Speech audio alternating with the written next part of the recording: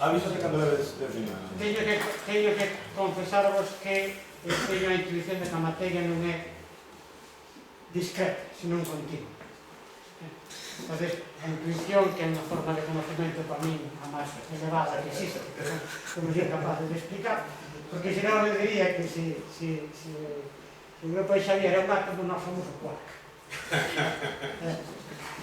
Máis pequeno. Pero claro, como non sabemos o quark, é o máis pequeno. Entón, o noso grupo é un grupo pequeno, nós somos 5 personas, 4 doctores e doctoras e doctora. Bueno, ahora xa todos con vinculación a universidade, pero ahora mesmo unha persona xa non a ten, É de moi reciente creación. Por lo tanto, bueno, eso non quer dizer que non teñamos 3 generacións, o que pasa somos unha persona en cada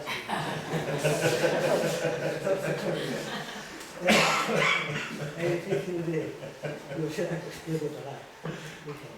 Ben, somos de moi reciente creación, somos moi pequenos, non temos, digamos, máis dos que somos, non hai bolseiros, non pagas pondales, ni romantización, nada deso. Por un motivo de, posiblemente, a mellor de incapacidade, pero tamén de convencemento, porque ahora mesmo nos vemos que non se pode asegurar a ninguén iniciar unha larga carreira na universidade para chegar a non sabemos probablemente a nada, e tampouco queremos convencer a nadie de que se quede. É porque no noso ámbito... Cantos ánimos nos das? No noso ámbito xa, pero... A filial da idea que marchas. No noso ámbito... Pero non todo o mundo aspira a eso. Non todo o mundo aspira. É fácil que a xente acabe encontrando algún chollo, cada vez é máis difícil, pero... Tampouco aspira. Fora, que se quede. Bueno, en todo caso, non quer dicir que non teñamos doutorandos ou doutorandas, pero uns doutorandos un pouco especiais, porque son normalmente non, son xente toda que ten outro traballo, co cual as tesis se eternizan e acabamos traballando nós máis cos propios doutorandos. En vez de darnos de ser un apoio, a veces é un problema, porque acabamos traballando nós máis cos doutorandos. Dito eso, en que traballamos? Bueno, traballamos fundamentalmente, podemos decir, diría 3 líneas, non? Unha, no tema de abaixamentos gandeiros, que é a máis antigua. En esta línea temos desenvolto xa, creo que son nenas de Universidade 2, proxectos de investigación, 3, xa non me acordo ben. Se ten publicado algún libro, se fixeron 3 teses, por lo tanto, hai un certo bagaxe aí de conocimientos.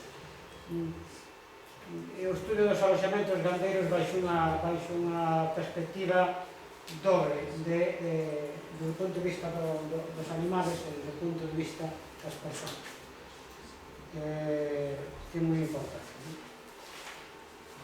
Hai outra línea de traballo que sería da madeira, no ámbito da madeira, a madeira como elemento estrutural. En ese campo levamos 2 proxectos de investigación, 3 se contamos un máis antigo, 2 tesis, hai 3 en execución nestes momentos. Como enfocamos o tema da madeira? Pois baixo unha doble perspectiva, ou triple, mellor. Un análisis do existente, e aí despois falo, porque onde a mellor podemos encaixar o que cos outros grupos. E un análisis das súas características estruturales, pero digamos, materiales non destructivos, é dicir, resumidas contas, para claro, facemos o que facía o carpinteiro, que era o outro que daban golpe con martelo, escoitaba e xa sabía se estaba podre por dentro de nós, e nós penso que utilizamos unha tecnoloxía de ultrasonido, seramos máis ou menos as mismas máis ou menos. Pero, bueno, se trataba, a nosa intención era que a partir desa información cualitativa podéramos dar uns datos cuantitativos, que podéramos ofrecer un resultado concreto sobre a resistencia desa madeira en servicio.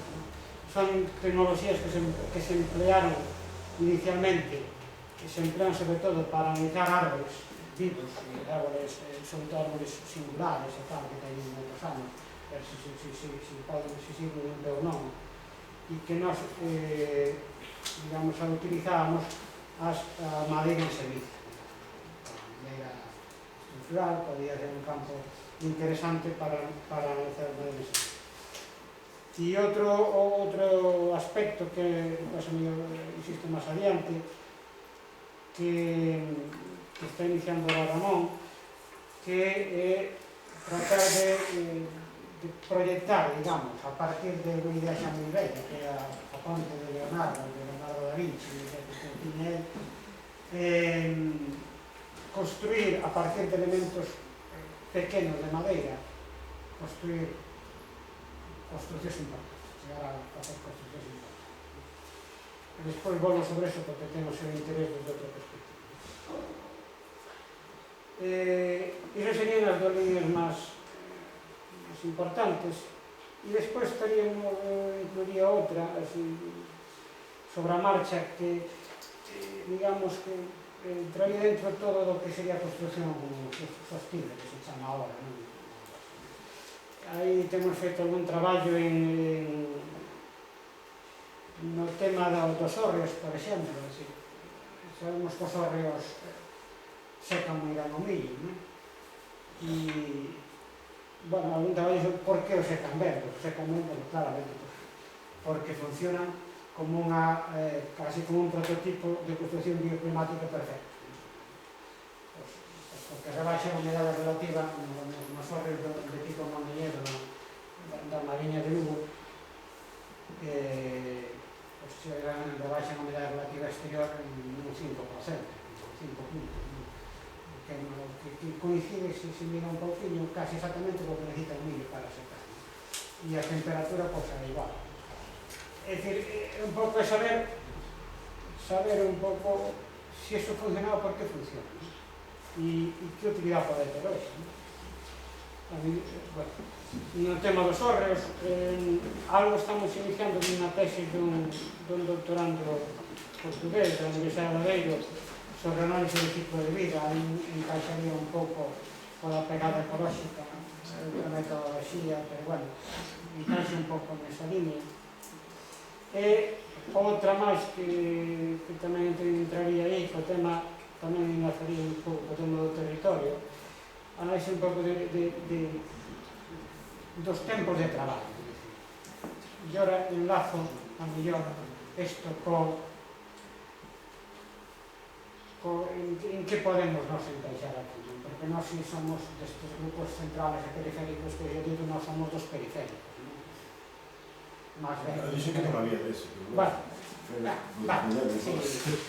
estamos aí.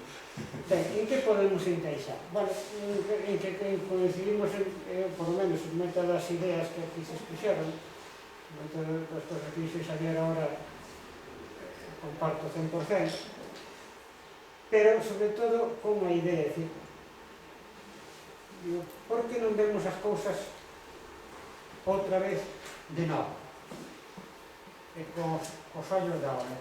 Eu non sabedes se sabedes a historia da muralla, posso tamén xixo de historiadores.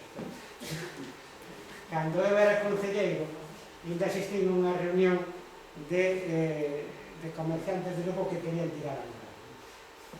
Pero se a muralla non se tirou no seu momento, porque un alcalde tuvo o proxecto de tirar a muralla, en aras da modernidade, facer unha ronda alrededor de Lugo, foi sencillamente por problemas económicos, porque creo que a tiña vendida para regar o Porto da Coruña ou algo así, e despois creo que non había escalas non a daban levar. Bueno, afortunadamente, Era máis barato deixala que ti. exacto, afortunadamente non tirou. Pois aquilo que non tirou é, ahora mesmo, o ben económico, cultural, a máis importante que ten o seu patrimonio. Bueno, e por que non podemos mirar un minifundio da mesma maneira? Eu convertíme nun defensor do minifundio. E entramos ca estrutura territorial. É que perxudicanos algo o minifundio. Pues non, estamos facendo un buen traballo. Pero é que se practicamos o pastoreo, o minifundio... Como se pastorea? O pastoreo, desde o punto de vista científico, se fai un pastoreo rotacional, que se basa en dividir as parcelas grandes en parcelas pequenas. Carai, pero opinamos, non? Digo, bueno. É dicir, é fácil, eso é algún resultado. Temos, é fácil de ver que é que non consume, do punto de vista do tempo de traballo, non consume máis tempo de traballo a parcelación. A parcelación non é un problema, quizás a distancia. Se dedicas á produción de leite, tens que volver todos os días, senón o mellor tampouco entra aí, Pero además temos un territorio que tamén é unha intuición, e o mellor vos podedes non confirmar, é que as parcelas máis grandes son as que están máis avanixadas. Por lo tanto, compensas superficie con distancia. E ao final, a conclusión é que se a min me leva media hora chegar ao traballo e non me preocupo, eu teño cerca, vou andando, pero hai quen se vai a Fonsagrada todos os días a dar clase, ou de Lugo a Santiago, ou de Coruña a Lugo a dar clase, e se pasa unha hora no camiño, e non nos extrañamos, e non parece do máis normal do mundo, e sin embargo nos parece extrañísimo que unha persona tarde media hora en levar as rapos ao prato. E iso é un grave problema. Un grave problema porque eso genera moito... Non vale porque un non pode pasar media hora levando as vacas ao prato. Agora, nós podemos pasar cada día 2 horas indo ao traballo e iso está así. Eu creo que se visto desta perspectiva e analizado desde esta perspectiva que algún tipo de traballo temos feito, eu creo que as cousas poden ver de outra maneira. De outra maneira no sentido de que a mellor estrutura o do paisaxe. A estrutura territorial non é tanto problema. Un día, bueno, paseando por Peredo de Ancares, no Val de Ancares, a de León, é fácil de ver os epis eses. Aquí hai un epi clarísimo, ali en Teixeiro de Ancares, o pé mismo do Cuiña, ali, xa debe quedar só unha explotación de vacas, de carne, que xa debe ter alugadas, supoño, todas as serras dos demais. Sabedes como soluciona o problema de conservar a paisaxe e que as vacas podan pacer todo sin problemas?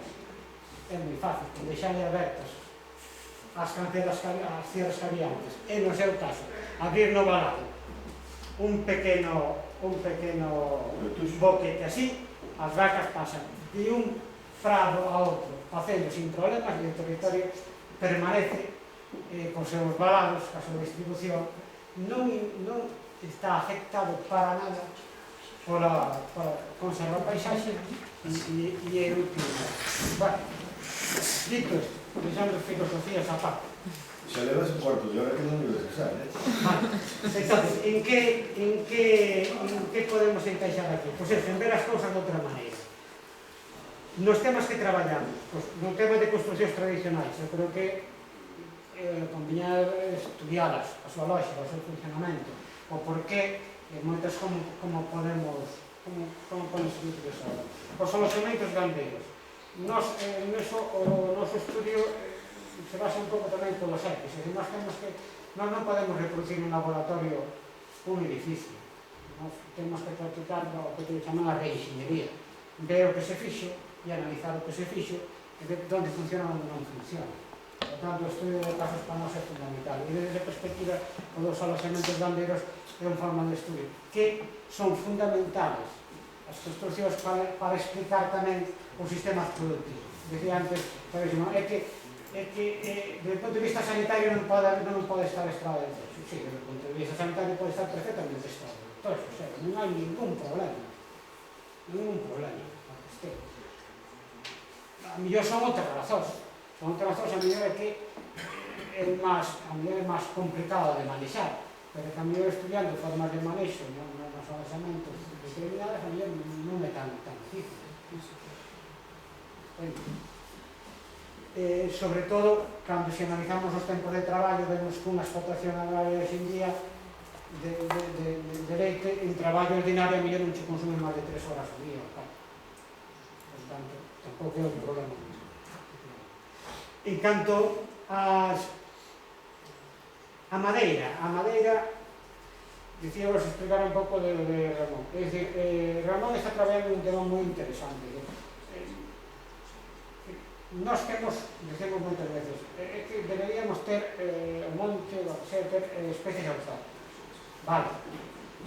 Supoñamos que ahora hai un goberno que se decide aplicar unha política clara a ese respecto. Cando teñamos os primeiros árbores autóctonos, carvallos, castilleiros ou leiteirais, aptos para ser usados en madeira estrutural, pasaron 35 anos, 40. Mentras tanto, que facemos? Porque o material que temos non nos vale para os estruturais. Non nos vale. Sin embargo, nos planteamento que fai o Ramón, que utilizar, para daros unha idea, eses postes, aproximadamente, como material como eses que se utilizan para os postes para facer as cercas para o gando, e ensamblándolos a maneira das pedras que se van colocando, pero ensamblando a madeira, se pode chegar a facer construcións de certa entidade importante. Se iso realmente as súas hipótesis as confirma, eso significa que podemos estar utilizando un recurso que ahora mismo só vale para a leña, e pouco máis. Por lo tanto, é un tema que si encaixa na sostenibilidade no territorio, porque senón, mentras tanto, si temos quizás máis arbolado autóctono que nunca. Porque antes no monte non había árboles. Ahora está todo izado de arbolado, e como o carballo, pero non valen para nada. Desde o punto de vista productivo, valen para pouco. Carballo retortos, valen desde o punto de vista paisaxístico, quizás de biomasa, pero podemos a mellor ese tipo de carballo dificilmente utilizable como viga ou como demais, podemos utilizalo a mellor paisaxístico, e non ter que seguir importando madeira dos países nórdicos cando queremos construir en madeira.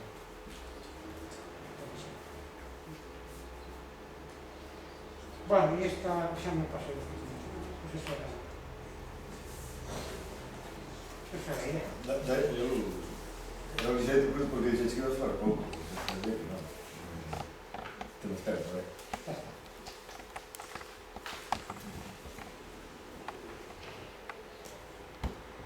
E unha pregunta, logo xa que me pregunta. Son os cuidados os órganos? Non os cuidados as palleiras? Que iso constitúe un paradigma máis asombroso. Sí, a palleira ten incluso polo propio nome, se chama palleira e nunca guardou palla que se saiba. Quedan poucas palleiras. Hai moitas. Quedan poucas. Sempre son máis grandes que a casa. Sí, a maior parte delas transformadas en vidrio. Ou depende. Depende, hai unha chegando arriba de que é un hotel. Sí. E ten 8 habitacións. Pero a palleira ten o mismo lógica de funcionamento que o vidrio. Xa. Probablemente. Pero non fixo. É parecido, pero que cambiou de uso. Cambiou de uso. Que se chama palleira porque tiña palla. Pero logo en realidade úsana para guardar erva seca cando a agricultura se especializa en gandeira. Ten unhas dimensións que son... Sí, pero... Ou é un tubo, pero bueno, non hai nada estudiado.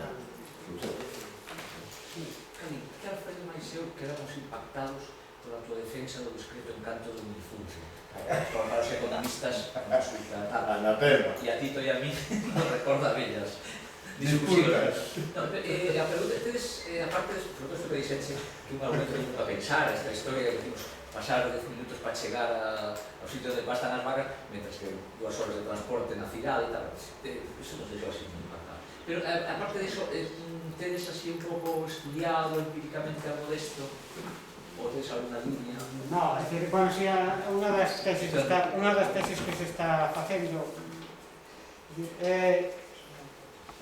non exactamente sobre o minifundio, pero como influye nos tempos de traballo, non de no tempo de traballo, como influye a dispersión das parcelas nun sistema de pastoreo.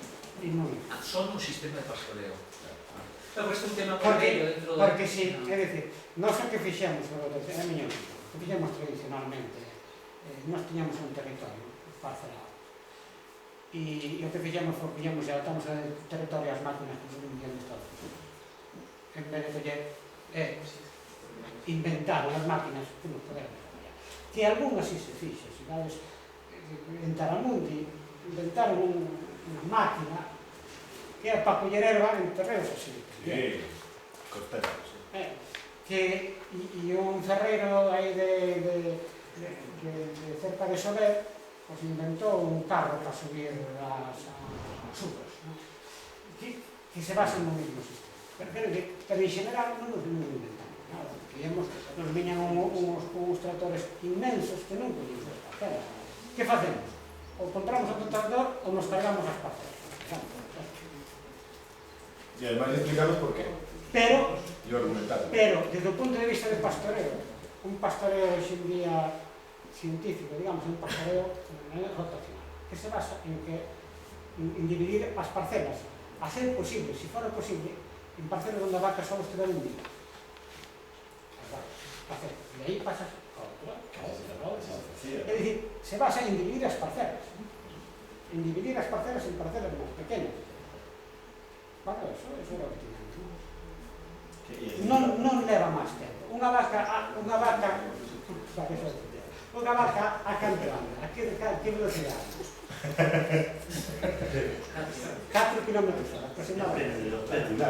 Depende, a 4 km hora, aproximadamente 4 km por hora. É raro que un prado esté a máis de 2 km. Viñamos falando con Elena. A 4 km por hora, levar ao prado máis longe que teñen, leva chino. Claro, a mellor, practicando pastoreo, ten media hora máis de traballo.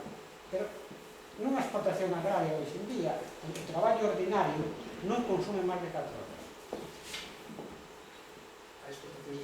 Non consume máis de 4 horas. Ninguna. Bueno, quiero comentarlo desde el punto de vista de los holandeses, que tienen el mismo problema, que dejamos todas las vacas en la granja o pueden ir a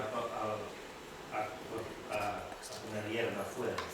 Y hay algunos que dicen que no, porque tengo que buscarlo, y otros dicen no, se acostumbran y vienen a casa.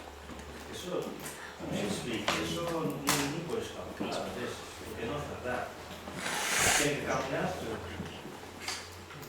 Eso lo dijimos que, bueno, luego les hablaron de eso, los tíos agrarios, que uno dice algo, tiene unas perspectivas que puedes calcular cuánto dinero viene por la granja, pero no significa que todos trabajen igual, que lo pueden igual obtener el mismo calidad de vida, porque también tienes que construir una granja y pagarlo, si otra dices, ¿no? Bueno, pues es un detalle así. Non quería diarte, pero te vou poñer un exemplo. Un día aí atrás, tivemos en Maseu nunha casa. Ahora está de moda o cátero.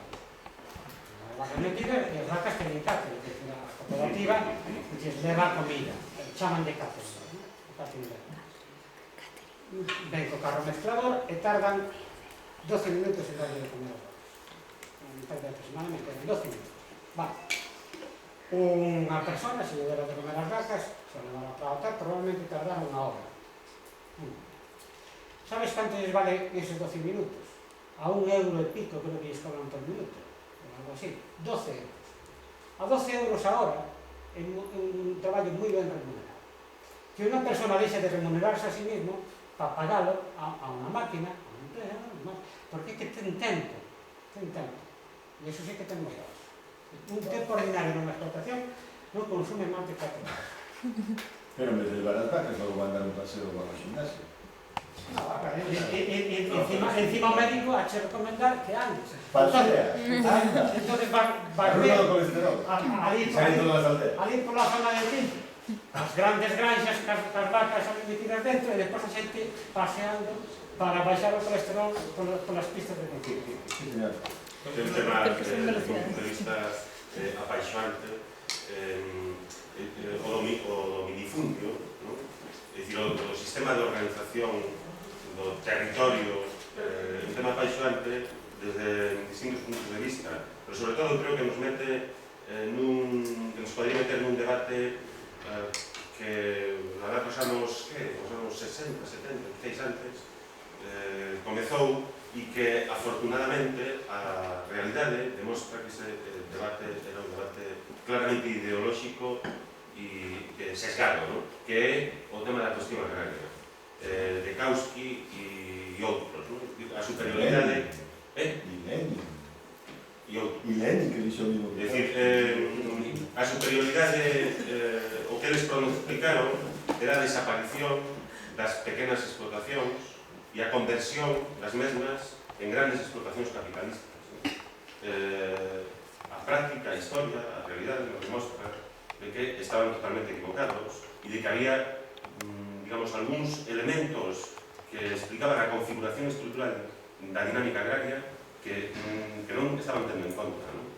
É dicir, as explotacións agrarias capitalistas de gran tamaño non son sempre superiores desde o punto de vista da eficiencia ás pequenas explotacións e, en segundo lugar, o campesiñado en xeral e o pequeno campesiñado en específico non son un elemento reaccionario que impide o desenvolvemento das forzas productivas e, por lo tanto, esa secuencia de desenvolvemento histórico, da chegada as contradiccións do modo de produción capitalista e a chegada posterior do socialismo e do comunismo, senón que o problema era que eles estaban totalmente equivocados no diagnóstico que estaban a facer e os sistemas agrarios, ou o mundo rural, ten uns elementos estruturais totalmente alleos á dinámica do capital ou do capitalismo. E aí digo que nos meten un debate interesante non só do fracaso desta idea que estivo presente e foi dominante durante moitos anos, incluso nos partidos máis de esquerda ou na ideoloxía máis esquerdista, incluso marxista, senón tamén que nos permite recuperar un discurso que creo que nesta perspectiva desta rede, ou polo menos no traballo que ti faz ou que fan outros compañeros que estamos aquí, colle máis relevancia, ¿no? Que é a necesidade de reforzar a idea de que no mundo rural existe unha forma de tomar decisións, unha forma de relacionarse entre as persoas, unha forma de relacionarse co medio diferente e que podemos teorizar, que está teorizada xa, porque que resulta, como ben sabes, que en algúns espazos históricos próximos a nós, os campesiños, cando descendía o prezo dos produtos cos que comercializaban, non se comportaban como esperaba digamos, a economía convencional, reducindo a oferta, sino que incrementaban a producción. Que tipo de comportamento? Dicían, este é un comportamento antieconómico. Baixa o prezo e estes señores, en vez de reducir a producción diante desa baixada de prezo, incrementan a producción. Estos toman decisións antieconómicas. Realmente non era unha decisión antieconómica, senón que era unha decisión tomada a partir dun esquema conceptual e dunha forma de relacionarse con o entorno diferente, ¿no? Que creo que é o que tenemos por en valor.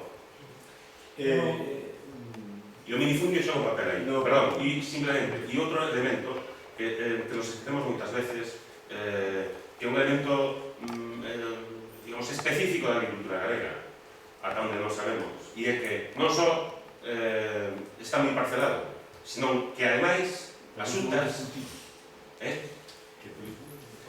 policultivo, pero ademais asuntas as unidades de traballo agrario que hai na agricultura galega en porcentaxe superior ao 90% son históricamente sempre familiares. É unha agricultura de base familiar. Unha agricultura de base familiar. É un elemento significativo que temos en De conta. casa. Mira, eu no papel que me impuxe, eu xa sabía que Calín iba a provocar isto. Xa lo dixo. Iba a provocar, fan tantas preguntas, nos meten fariña, e a fariña ten que vir pola tarde e mañá. Entón, eu tiraría por aí, pero o tempo obliga a que pasemos. Solo E temos a comida, e logo falamos disso, do mirador. Eu teño algún argumento máis a favor do mirador. Que, para que quede claro, estas son opinións particulares das cuales non fago responsable a todo o grupo, que seguramente opinan algo diferente sobre o tema. Son opinións mías. Pasamos.